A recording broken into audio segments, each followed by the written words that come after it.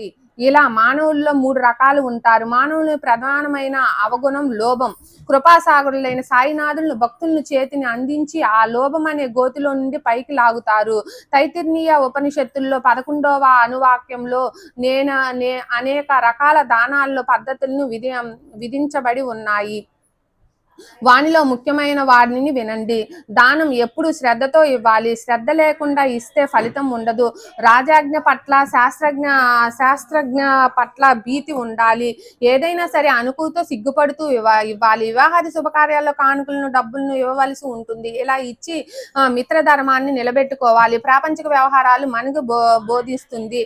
భక్తుల శ్రేయస్సు కొరకు సాయిబాబా కూడా భక్తులకు దాకారాన్ని అడిగేవారు. దయ కలిగి ఉండండి, దానం చేయండి, సంయమంతో ఉండండి, అత్యంత సుఖాన్ని పొందండి. దయ లేకుండా సంయమం లేకుండా దానం చేయకుండా ఉండటం ఈ 3 దోషాలు తొలగించుకోవడానికి గురుదేవులు భక్తులకు దా అనే ఏకాక్షరం అన్న చిన్న ఉపాయాన్ని తెలియచేశారు. కామం, క్రోధం మరియు లోభం ఇవి ఆత్మోన్నతికి అవరోధాలు. వీనిని జయించడం అత్యంత కష్టము కనుక దానికది సులభోపాయము.